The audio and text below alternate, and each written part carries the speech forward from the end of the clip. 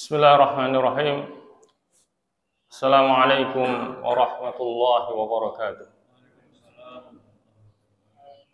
Alhamdulillahilladzi an'ama 'alaina bi ni'matil iman wal islam wassalatu wassalamu ala sayyidil anam wa ala alihi wa ashabihil kiram. Subhanaka la ilma lana illa ma 'allamtana innaka antal alimul hakim wa tub 'alaina innaka antat tawwabur rahim. Allahumma hab lana qawlan sadiqa wa amalan saliha wa farajan ajila ya arhamar rahimin. Jamaah salat subuh Masjid Aminah yang dirahmati oleh Allah, syukur alhamdulillah. Marilah senantiasa kita panjatkan kehadirat Allah Subhanahu wa taala atas limpahan rahmat, taufik serta hidayahnya, juga nikmat kesehatan dan kesempatan sehingga kita bersama-sama bisa melaksanakan sholat subuh berjamaah. Kemudian kita teruskan dengan saling nasihat menasihati dalam kebenaran dan kesabaran. Harapan kita semoga niat dan langkah baik kita akan diterima oleh Allah Subhanahu wa taala. Amin amin ya mujibas sailin. Tidak lupa semoga salawat dan salam tetap terlimpahkan kepada Nabi kita Muhammad sallallahu alaihi wasallam beserta para sahabat dan pengikut-pengikutnya yang pada akhirnya insya Allah akan melimpah kepada kita semuanya selaku umatnya. Jamaah sekalian yang dirahmati Allah, pada pagi hari ini saya diminta menggantikan Ustadz Helmi yang tidak bisa mengisi pada kesempatan pagi hari ini. Dan pada kajian tematik Islam pagi hari ini kita akan mencoba mengkaji dua ayat dari surah Al-Qasas. Al-Qasas jamak daripada qissah yang berarti kisah-kisah, yaitu surat yang ke-28 di dalam Al-Qur'anul Karim, yaitu ayat ke-76 dan 77. Di mana pada ayat yang ke-76 ini kita akan mendapatkan cerita tentang Qarun. Siapa itu Qarun? Apa hubungannya Qarun dengan Nabi Musa? Kemudian tindakan kezaliman apa yang telah dilakukan oleh Qarun? Kemudian seberapa banyak kekayaan yang dimiliki oleh Qarun?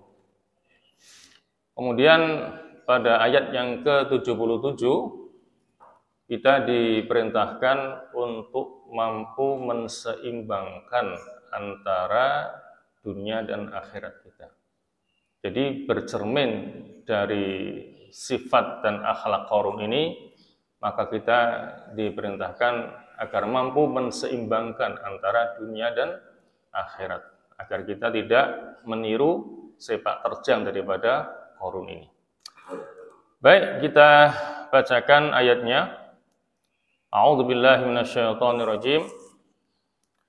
Inna Qaruna kana min qaumi Musa fabagha 'alaihim wa atainahu minal kunuzi ma inna mafatihahu latanu bil 'usbati ulil quwwah إذ قال له قومه لا تفرح إن الله لا يحب الفرحين وابتغ فيما آتاك الله الدار الآخرة ولا تنس نصيبك من الدنيا وأحسن كما أحسن الله إليك ولا تبغ الفساد في الأرض Innallaha la yuhibbul mufsidin. Baik, kita coba langsung kepada tafsirnya tanpa kita terjemahkan terlebih dahulu. Pada ayat yang ke-76 di sana Allah Subhanahu wa taala berfirman, Inna Qaruna kana min qaumi Musa. Bahwa sesungguhnya Qarun itu adalah termasuk di antara kaumnya Nabi Musa. Qarun ala wazni fa'ul. Jadi Qarun itu dibangun dengan menggunakan wazan fa'ul. Fa'ul Qarun kan sama. Qarun fa'ul. Jadi wazannya adalah fa'ul. Ismun a'jami, dan Qarun itu bukan nama Arab, nama ajam. Kalau Arab berarti Arab, kalau ajam itu selain Arab. Jadi Qarun itu bukan bahasa Arab, tapi bahasa ajam. Mumtana'un lil ujmah wal alamiyah. Dan Qarun ini termasuk isim ghairu munsharif, yang tidak menerima tanwin dengan dua sebab. Yang pertama karena dia adalah ujmiyah, termasuk isim ajam bukan Arab, dan yang kedua karena itu merupakan nama. Itu alasan kenapa Qarun termasuk isim ghair munsharif, sehingga dibacanya inna Qaruna tanpa tanwin. Seharusnya kalau tidak munsharif inna Qarunan pakai tanwin. Karena Qarun termasuk isim ghair munsharif, sehingga tidak boleh ditanwini, sehingga dibaca inna Qaruna. Ini sesuai dengan yang dikatakan oleh Az-Zajjaj, "Lau kana Qarun min qarantu syai'a lan sarafa." Seandainya Qarun itu diambilkan dari kata atau jumlah min qarantu syai'a, saya membandingkan sesuatu, sehingga dari kata-kata qarantu menjadi Qarun, maka dia termasuk isim munsharif, menerima tanwin. Tetapi ternyata tidak, sehingga dengan demikian maka Qarun itu bukan isim munsharif, tapi isim ghairu munsharif, isim yang tidak menerima tanwin. Lantas kalau dikatakan bahwa Qarun itu termasuk di antara kaumnya Nabi Musa, apakah ada hubungan kekerabatan antara Qarun dengan Nabi Musa ini? Nah, di sini ada 3 pendapat tentang hubungan nasab antara Qarun dengan Nabi Musa. Yang pertama, dikatakan di sini bahwa Qarun itu adalah ibna Ami Musa. Ini pendapat daripada An-Nakhai dan Qatadah, bahwa Qarun itu adalah anak laki-laki pamannya Nabi Musa. Itu pendapat pertama. Qarun adalah anak laki-lakinya pamannya Nabi Musa. Dengan nasab Qarun bin Yashar bin Qahith bin Lawi bin Ya'qub. Sementara Musa adalah ibnu Imran ibn Qahith. Maka dengan nasab yang seperti itu, maka An-Nakhai dan Qatadah berpendapat bahwa Qarun adalah anak laki-laki pamannya Nabi Musa. Pendapat yang kedua adalah pendapat daripada Ibnu Ishaq yang mengatakan kana amma Musa li abin wa ummin faja'alahu akhan li Imran. Pendapat gua mengatakan bahwa Qarun ini adalah pamannya Nabi Musa. Bukan anak laki-laki pamannya Nabi Musa, tapi adalah pamannya Nabi Musa. Dari pihak ayah dan ibu. Dengan demikian maka Qarun itu menjadi saudaranya Imran. Dan Imran adalah bapaknya Nabi Musa. Kemudian yang ketiga, ada yang mengatakan bahwa Qarun ini adalah ibnu khalati Musa, anak laki-laki bibinya Nabi Musa. Jadi itulah 3 pendapat, dan kita tidak bisa mentarjih mana pendapat yang benar hubungan nasab antara Qarun dengan Nabi Musa. Walam yakun fi bani Israila aqra litarah minhu. Di kalangan kaum Bani Israel tidak ada yang lebih bagus bacaannya terhadap kitab Taurat daripada Qarun. Jadi Qarun bukan orang yang bodoh. Di kalangan kaum Bani Israel, Qarun adalah orang yang paling bagus bacaannya terhadap kitab Taurat. Tetapi apa? Fanafaqo. Lalu dia berbuat nifaq kama nafaqo as-Samiri, sebagaimana nifak yang dilakukan oleh As-Samiri. seorang dari Bani Israel yang membuat berhala berupa sapi yang terbuat dari emas. Jadi sama-sama nifaknya. Qarun juga Samiri yang kita kenal dengan nama Musa As-Samiri. Wa kharaja an ta'ati Musa, kemudian Qarun tidak taat kepada Nabi Musa alaihissalam. Inna Qaruna kana min qaumi Musa, sesungguhnya Qarun itu termasuk di antara kaum Nabi Musa, fabagha alaihim. Lalu Qarun ini bertindak melampaui batas terhadap mereka. Mereka di sini adalah kaum Bani Israel, kaumnya Nabi Musa alaihissalam. Apa bentuk tindakan yang melampaui batas yang dilakukan oleh Qarun ini? Yang pertama adalah aijawaza al-hadd fit tajabbur wa takabbur alaihim wa kharaja an ta'ati Musa wa kafara billah. Jadi Qarun ini bertindak melampaui batas termasuk dalam kesombongannya, kemudian dia tidak taat kepada Nabi Musa dan ingkar ataupun kafir kepada Allah Subhanahu wa taala. Itu makna pertama atau penafsiran pertama bahwa Qarun itu telah bertindak melampaui batas terhadap mereka. Kemudian pendapat yang kedua dikatakan oleh Ad-Dhahhak, baghyuhu ala Bani Israel istighfafuhu bihim dikathrati malihi wa waladihi. Tindakan melampaui batas yang kedua yang dilakukan oleh Qarun karena Qarun ini merendahkan kaum Bani Israel karena merasa dia orang yang paling banyak hartanya dan paling banyak keturunannya. Jadi inilah kecenderungan sifat daripada manusia. Ketika dia merasa lebih dari yang lainnya, punya harta paling banyak, punya anak paling banyak, punya kekuasaan yang tak terbatas, maka dia akan merendahkan orang-orang yang ada di bawahnya. Kemudian pendapat yang ketiga, ini pendapat daripada Qatadah.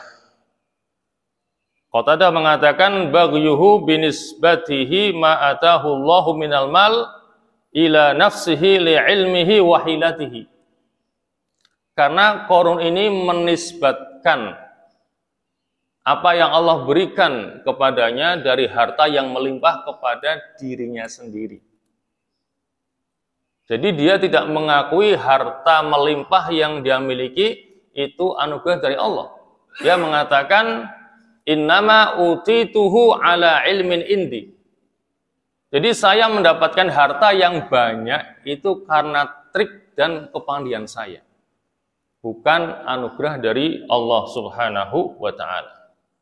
Nah, terkait dengan kemampuan ataupun ilmu yang dimiliki oleh Qarun sehingga dia punya harta yang melimpah, itu sebetulnya dijelaskan pada ayat yang berikutnya, pada yang ke-78. Innama utituhu ala ilmin indi.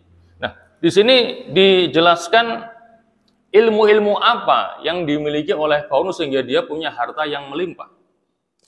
Pendapat yang pertama dikatakan ilmuhu bit-Taurah, karena dia punya ilmu pengetahuan tentang kitab Taurat. Itu pendapat yang pertama.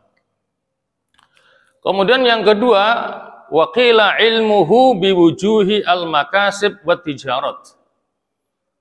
Dia itu punya berbagai macam ilmu yang kaitannya untuk berdagang dan mendapatkan penghasilan yang melimpah. Artinya dia orang yang pandai bekerja, orang yang pandai berdagang, sehingga punya harta yang melimpah. Kemudian yang ketiga dikatakan qila ma'rifatul kunuz wad dafaid. Kemampuan Qarun dalam mengetahui berbagai macam harta kekayaan yang terpendam. Sehingga Qarun tahu di sini ada harta yang terpendam, kemudian dia gali, kemudian dia mendapatkan harta yang terpendam itu. Al-kunuz wad dafaid. Kemudian yang keempat, qila ilmu al-kimia. Ada yang berpendapat bahwa Qarun ini ahli dalam bidang ilmu kimia, sehingga dia bisa banyak mencipta, berkreasi, sehingga menghasilkan uang yang banyak. Wa qila al-ma'na innallah atani hadhil kunus ala ilmi minhu bistihqaqi iyaha li fadli ilmihi minni. Pendapat yang terakhir mengatakan kenapa Qarun bisa punya harta yang banyak, karena dia mengatakan bahwa Allah itu tahu bahwa dirinya memang berhak untuk mendapatkan harta yang banyak itu. Jadi itulah beberapa pendapat yang berkaitan dengan perkataan Qarun, innama utituhu, ya, karena saya mendapatkan harta yang banyak itu karena ilmu yang ada pada diri saya. Jamaah sekalian yang dirahmati Allah, wa atainahu minal kunuzi, dan kami Allah telah memberikan kepada Qarun al-kunuz. Al-kunuz adalah jam'u kanzin. Jadi kunuz itu adalah jamak dari kata kanzun. Wa huwa al-mal al-muddakhar, yaitu harta yang tersimpan. Di samping tadi 5 pendapat yang sudah kami sampaikan terkait dengan dari mana harta kekayaan Qarun, maka di sini Atta juga berpendapat asaba kanzan min kunuzi Yusuf. Ada yang mengatakan, yaitu Atta, bahwa Qarun ini mendapatkan limpahan harta peninggalan daripada Nabi Yusuf alaihissalam yang waktu itu menjadi seorang bendaharawan negara. Ya, dan kita tidak bisa memastikan mana pendapat yang benar, tapi intinya itulah yang menjadi sumber harta kekayaan Qarun yang banyak itu. Nah, seberapa banyak harta yang dimiliki oleh Qarun, maka dikatakan pada potongan ayat berikutnya, ma inna mafatihahu wa atainahu minal kunuzi ma inna mafatihahu. Nah, di sini ada 2 penafsiran tentang ma inna mafatihahu. Pendapat yang pertama mengatakan bahwa mafatih itu jamak daripada maftah. Kalau begitu, mafatih itu artinya adalah perbendaharaan harta kekayaannya.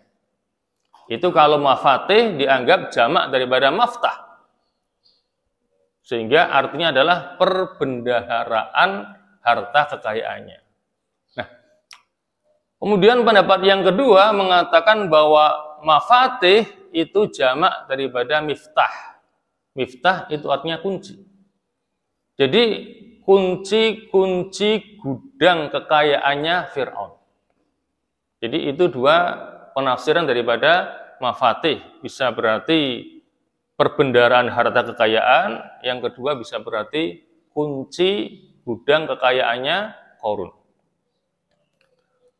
Dikatakan di sini inna mafatihahu ma inna mafatihahu la tanu'u bil usbati ulil quwwah. Hanya mampu dipikul oleh sejumlah orang yang kuat-kuat. Di sini tidak disebutkan jumlah pastinya. Cuman dikatakan usbah. Usbah itu artinya beberapa. Jadi harta kekayaan Qarun hanya bisa dipikul ataupun dibawa oleh sejumlah orang yang kuat-kuat. Tidak dipastikan jumlahnya, cuman menggunakan kata usbah, yang berarti beberapa. Nah, tentang penafsiran usbah itu sendiri bermacam-macam. Dikatakan di sini pengertian usbah yang pertama adalah qila hiya minas salasa ilal asyara. Antara 3 sampai 10 itu juga bermakna usbah. Wa qila minal 'asyarah ilal 15. Dari 10 sampai 15 itu juga masuk kategori usbah. Wa qila ma bainal 'asyarah ilal 20. Antara 10 sampai 20 juga usbah. Wa qila minal 5 ilal 10. Dari 5 sampai 10 juga usbah. Kemudian wa qila arba'un. Ada yang mengatakan usbah itu jumlahnya 40, wa qila sittun. Bahkan ada yang mengatakan usbah itu jumlahnya adalah 60 orang. Itu makna daripada usbah. Ya, jadi ada 6 pendapat itu. Dari mulai paling kecil 3 sampai 10, terbesar adalah 70. Jadi kalau kita ambil pendapat paling kecil, berarti 3 orang. Tapi kalau kita ambil pendapat paling besar, itu adalah 60 orang. Dikatakan bahwa harta kekayaannya Qarun tidak bisa dipikul, tidak bisa dibawa, kecuali oleh sejumlah orang yang kuat-kuat. Kalau orang yang kuat itu mungkin bisa memikul beban sampai berapa kuintal itu? Ya katakanlah sampai 300 kuintal misalnya. Kalau itu semuanya berisi emas, berlian, batu permata, berapa itu? Itu kalau kita ambil makna terkecil 3, kalau ambil yang terbesar kan 60 itu. Itu kalau mafatih diartikan dengan perbendaharaan harta kekayaan. Lantas bagaimana kalau diartikan dengan kunci? Kan luar biasa itu. Jadi semua kunci gudang kekayaannya Qarun itu hanya bisa dipikul minimal oleh 3 orang yang kuat, maksimal sampai 60 orang yang kuat-kuat. Berarti akan lebih banyak lagi kekayaannya. Kalau mafatih diartikan dengan kunci, bukan berangkas ataupun tempat penyimpanan harta kekayaannya. Ya. Makanya ketika orang menemukan harta terpendam dikatakan ini harta karun. Dianggapnya ini peninggalan daripada Qarun itu. Saking banyaknya harta kekayaan yang dimiliki oleh Qarun itu. Nah, karena tindakan Qarun yang sewenang-wenang, maka dikatakan pada ayat berikutnya, idz qala lahu qaumuhu la tafrah. Ingatlah ketika kaumnya berkata kepada Qarun la tafrah. Ya. Nah, siapa kaumnya di sini? Di sini juga ada 2 pendapat. Siapa yang menasehati Qarun dengan mengatakan la tafrah? Jangan engkau membanggakan diri. Innallaha la yuhibbul farihin. Karena Allah tidak suka kepada orang yang suka membanggakan dirinya. Dengan harta kekayaannya, dengan pangkat dan jabatannya, dengan segala kelebihan yang dia miliki. Pendapat pertama mengatakan humul mu'minuna min Bani Israel. Artinya orang-orang yang beriman dari kaum Bani Israel, merekalah yang menasihati Qarun atas sepak terjangnya yang melampaui batas dengan nasihat la tafrah. Wahai Qarun, kamu jangan terlalu bangga dengan dirimu sendiri. Innallaha la yuhibbul farihin. Sementara Al-Farra mengatakan huwa Musa. Jadi yang dimaksud dengan kaumnya di sini adalah Musa sendiri. Wa huwa jam'un urida bihil wahid. Inilah yang dimaksud jamak, tetapi yang dimaksudkan hanya seorang. Karena kaum itu kan jamak, menunjukkan jumlah orang yang banyak. Urida bihil wahid, tetapi maksudnya adalah seorang, yaitu Nabi Musa alaihissalam sendiri yang menasehati Qarun agar tidak terlalu bangga dengan dirinya sendiri. Ya, jadi ada 2 penafsiran tentang siapa kaumnya yang telah menasehati Qarun. Pertama adalah orang-orang beriman dari kaum Bani Israel, yang kedua adalah Nabi Musa sendiri yang telah mengingatkan Qarun ini. Nah, apa makna la tafrah?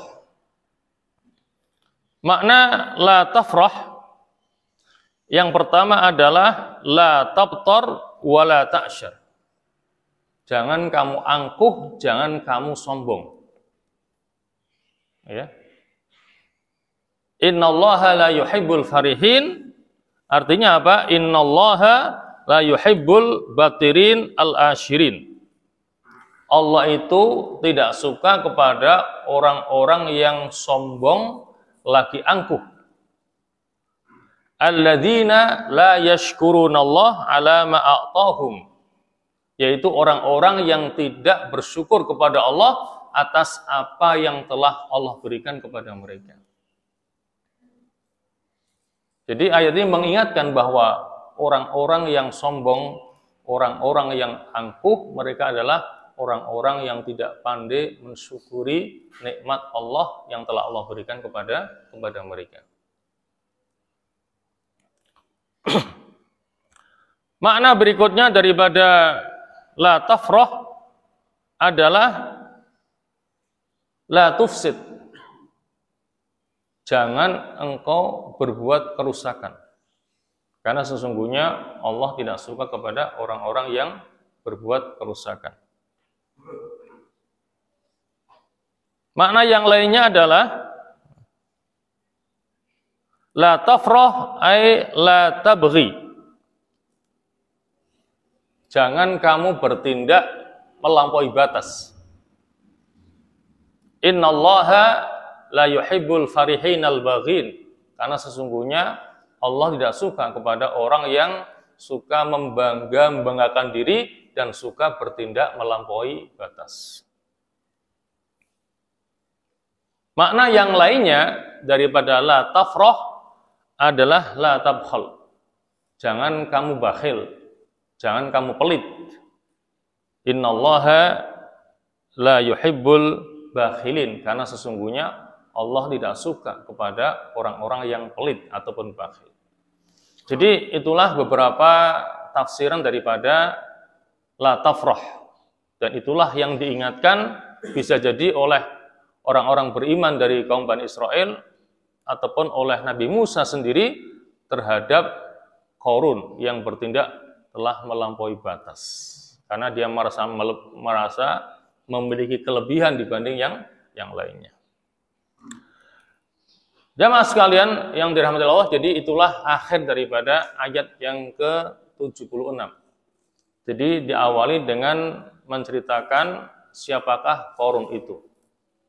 Apa hubungan nasab antara Qarun dengan Nabi Musa. Kemudian tindakan melampaui batas apa saja yang telah dilakukan oleh Qarun terhadap kaum Bani Israel. Ya. Kemudian peringatan ya kepada Qarun agar dia tidak bertindak melampaui batas, juga dijelaskan seberapa banyaknya harta kekayaan yang dimiliki oleh Qarun itu. Baik, kita lanjutkan kepada ayat yang berikutnya.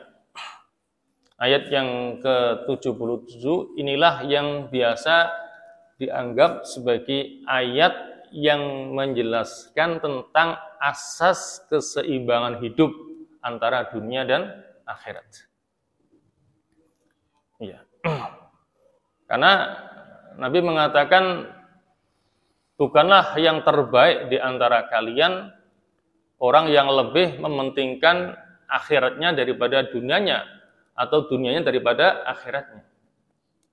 Karena sesungguhnya dunia itu adalah jalan untuk menuju akhirat. Ya, balaghun ilal akhirah. Fala takunu kalan 'alan nas, maka janganlah kamu menjadi orang yang bergantung kepada orang lain. Ya. Ayat yang ke-77 diawali dengan firman-Nya, wabtaghi fima ataqallahu daral akhirah. Carilah negeri akhirat dengan apa yang telah Allah berikan kepadamu. Jadi di sini Allah memerintahkan agar kita mencari akhirat dengan apa yang telah Allah anugerahkan kepada kita. Ai utlub fima a'taqallah minal amwal ad-daral akhirata. Carilah dari apa yang telah Allah berikan kepadamu minal amwal, dari harta benda dan kekayaan, ad-daral akhirah, untuk mendapatkan negeri akhirat. Bagaimana caranya? Fa'anfiqhu, maka infakkanlah hartamu itu fima yardahullahu, ya, pada apa yang diridhai oleh Allah Subhanahu wa ta'ala. Bukan untuk dibangga-banggakan, tetapi untuk diinfakkan pada jalan yang diridhai oleh Allah Subhanahu wa ta'ala.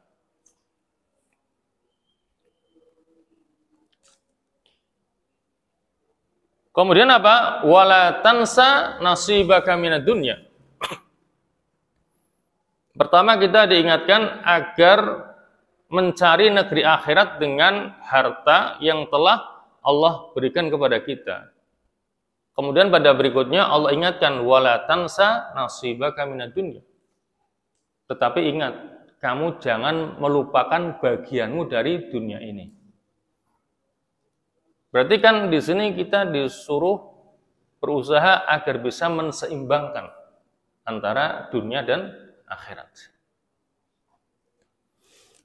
Apa maknanya? Wala tansa nasibaka minad dunya. Yang pertama, pendapat daripada jumhurul mufassirin. Wa huwa an ya'mala fi dunyahu li akhiratihi. Itu makna yang pertama. Seseorang beramal di dunianya untuk bekal akhiratnya. Itu makna yang pertama. Jadi beramal di dunia sebagai bekal untuk akhiratnya. Wa nasibul insan umruhu wa amaluhu as-shalih. Dan bagian manusia itu adalah umurnya dan amalnya yang soleh. Kalau dikatakan wala tansa nasibaka, jangan kamu melalaikan bagianmu. Apa bagianmu itu? Bagianmu adalah umruka wa amaluka as-shalih. Bagianmu yang harus kamu perhatikan untuk mencari akhirat adalah umurmu dan amalmu yang soleh. Artinya jangan engkau sia-siakan umur yang telah Allah berikan kepadamu. Kamu gunakan umurmu dengan sebaik-baiknya. Karena umur kita ini adalah himpunan daripada hari-hari yang kita jalani dalam hidup ini. Ya, sebagaimana pesan daripada Al-Imam Al-Hasan Al-Basri, ya ibna Adam, innama anta ayyam fa idza dhahaba yaumun dhahaba ba'duka. Wahai anak Adam, wahai manusia, engkau adalah himpunan dari hari-hari. Apabila satu hari telah kamu jalani, berarti berkurang pula jatah hidupmu di dunia satu hari pula. Ya tinggal kita kalikan aja, kalau kita dijatah oleh Allah umur 63 tahun, dikalikan dengan 365, jatuhnya berapa? Sehari kita jalani, berarti jatah hidup kita berkurang sehari, sampai jatah umur kita habis, kita akan meninggal kembali kepada Allah Subhanahu wa ta'ala.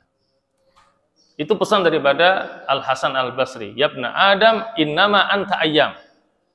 Ya, wahai anak Adam, engkau adalah himpunan dari hari-hari. Satu hari telah engkau jalani, berarti berkurang pula jatah hidupmu sehari pula di dunia ini.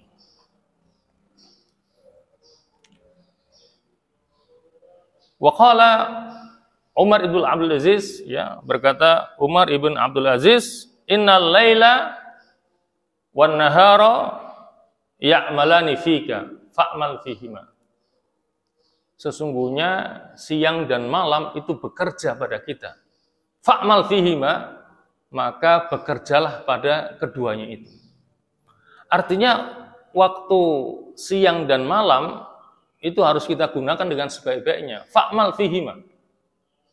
Kalau kedua waktu itu bekerja pada kita, maka kita pun harus bekerja untuk mengisi kedua waktu itu.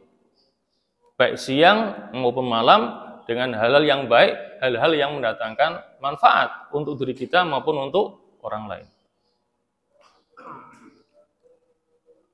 Jadi itu pendapat yang pertama ya.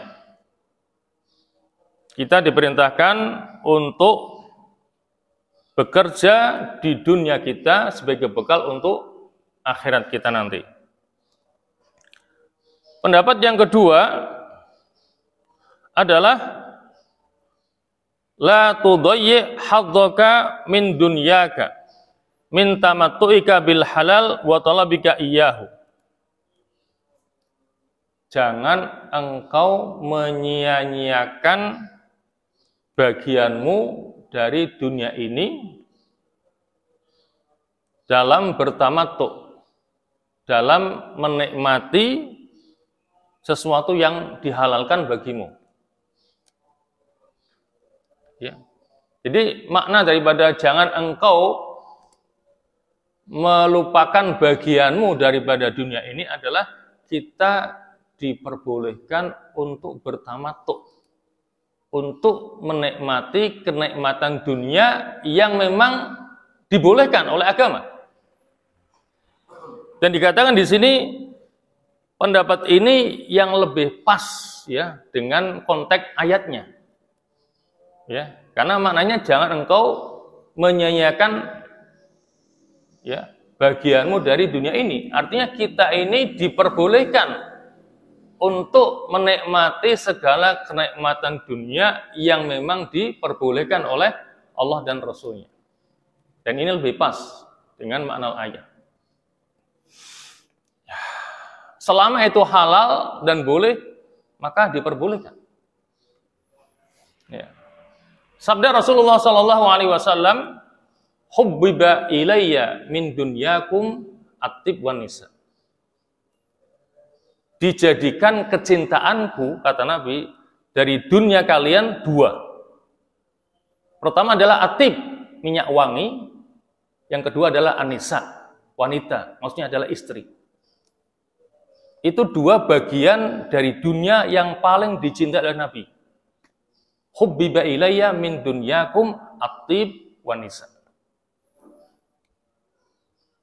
Itu bagian dunia yang kita boleh bertamattu untuk bersenang-senang karena memang dibolehkan. Bahkan kalau urusan minyak wangi, para sahabat itu berlebih-lebihan itu. Jadi kalau masuk itu baunya campur-campur itu.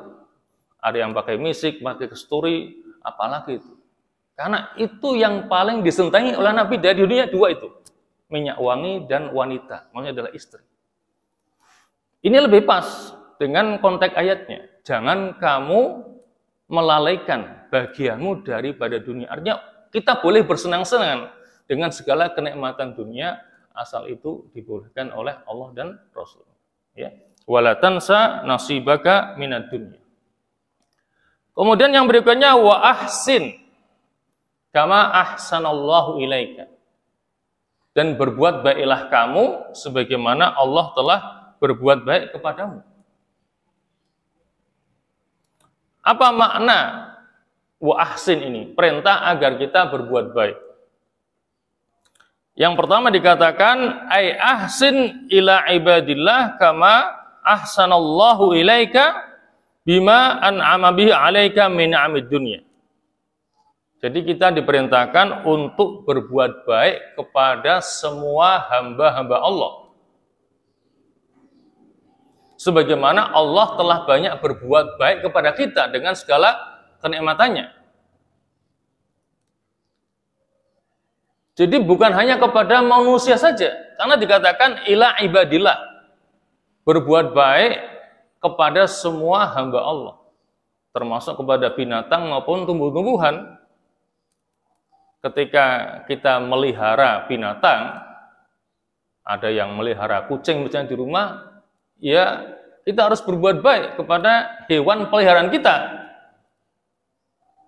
Pelihara kucing tidak pernah dikasih makan sampai akhirnya mencuri makanan tetangga, itu kan salah itu. Iya. Jadi berbuat baiknya bukan hanya kepada manusia, termasuk kepada binatang, juga kepada tumbuh-tumbuhan. Ya, kalau kita memelihara tumbuh-tumbuhan, ya kewajiban kita untuk merawatnya, termasuk menyiraminya. Jangan sampai kita nanam tapi tidak mau menyirami, akhirnya mati.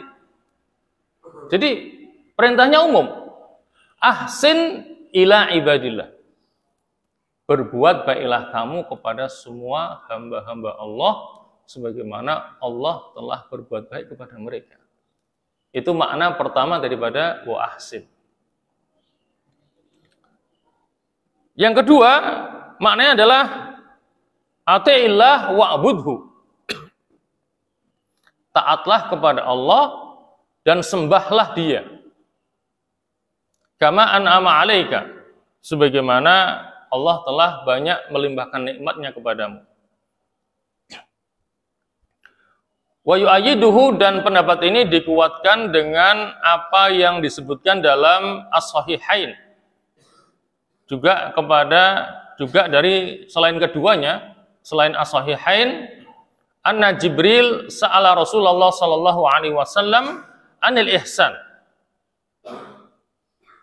Ya, kita masih ingat hadis tentang kedatangan malaikat Jibril kepada Nabi kita Muhammad, kemudian bertanya kepadanya, ya Muhammad mal iman, ya Muhammad mal Islam. Sampai yang ketiga, ya Muhammad mal ihsan. Wahai Muhammad, apakah ihsan itu? Maka Nabi kita menjawab, al ihsan an ta'budallah ka'annaka tarahu fa illam takun tarahu fa innahu yaraka. Itu mana ihsan. Memang secara etimologi, secara bahasa, ihsan artinya berbuat baik. Wa ahsin berarti berbuat baiklah kamu.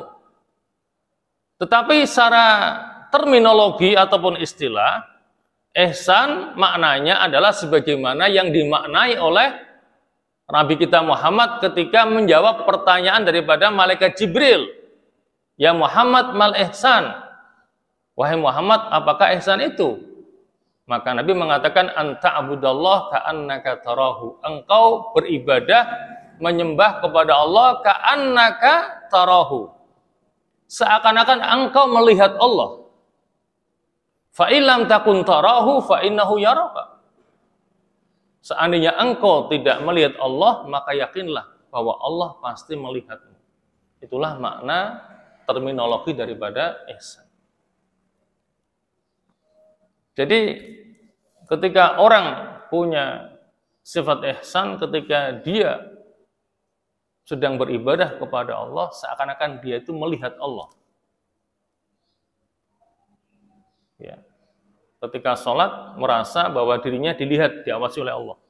Begitupun dengan ibadah-ibadah yang lain, termasuk dalam kerja juga. Ketika orang bekerja punya ihsan, maka pantang dia untuk berbuat salah, apalagi korupsi. Karena dia merasa kerja saya dilihat oleh Allah Subhanahu wa taala. Anta'budallah ka'annaka tarahu. Fa illam takun tarahu fa innahu yaraka. Jika engkau tidak bisa melihat Allah, dan yang pasti kita tidak akan bisa melihat Allah, fa innahu yaraka, maka sesungguhnya Allah pasti melihatmu. Karena penglihatan Allah amat sangat tajam sekali, sebagaimana yang sudah sering kali saya katakan, dengan mudahnya Allah akan melihat seekor semut kecil yang berwarna hitam yang ada di atas batu hitam legam pada malam yang gelap gulita. Itu akan dengan mudahnya dilihat, diawasi oleh Allah Subhanahu wa taala. Ya, jadi itulah dua pengertian daripada wa ahsin. Ya, berbuat baiklah kamu. Kemudian akhir daripada ayat yang ke-77 ini disebutkan di sana wala tabghi al-fasada fil ardh. Jangan kamu berbuat kerusakan di muka bumi. Ai la ta'mal fiha bima'asillah. jangan kamu melakukan berbagai macam tindakan yang tidak baik, kemaksiatan-kemaksiatan di muka bumi ini. Jadi segala macam kemaksiatan, perbuatan dosa yang kita lakukan di dunia ini adalah termasuk dalam kategori berbuat kerusakan di muka bumi. Wala tabghil fasada fil ard. Ya. Artinya tidak hanya merusak lingkungan semata, seperti mengkotori sungai, itu termasuk berbuat kerusakan juga kan? Tetapi berbuat maksiat dan dosa itu juga bagian daripada melakukan kerusakan di muka bumi. Makanya di sini Allah ingatkan wala tabghil fasada fil ard. Jangan engkau berbuat kerusakan di muka bumi, ay la ta'mal fiha bi ma'asillah. Jangan engkau berbuat maksiat di muka bumi ini, tentunya cakupannya luas, segala macam bentuk kemaksiatan dan perbuatan dosa itu termasuk kategori berbuat kerusakan di muka bumi. Mengapa? Innallaha la yuhibbul mufsidin. Ya, karena sesungguhnya Allah tidak suka kepada orang-orang yang berbuat kerusakan di muka bumi ini. Jamaah sekalian yang dirahmati Allah, barangkali itulah yang bisa kita kaji pada kesempatan pagi hari ini. Jadi 2 ayat daripada surah Al-Qasas. Ya, surat yang ke-76 tadi menceritakan tentang Qarun. Siapakah Qarun itu? Ya, apa hubungannya dengan Nabi Musa dalam segi nasabnya? Kemudian tindakan melampaui batas apa saja yang telah dilakukan oleh Qarun yang untuk tidak kita tiru, ya.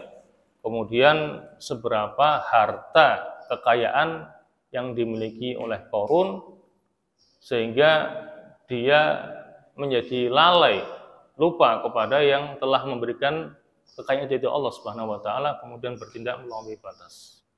Setelah Allah menghadirkan sosok Qarun untuk kita ambil pelajaran, dalam arti untuk tidak kita tiru sepak terjang Qarun ini. Kemudian pada ayat yang ke-77 Allah ingatkan kepada kita agar kita dalam hidup ini mampu menseimbangkan antara urusan dunia dan akhirat kita. Sehingga dengan menseimbangkan antara keduanya, kita akan bahagia di dunia wal akhirah.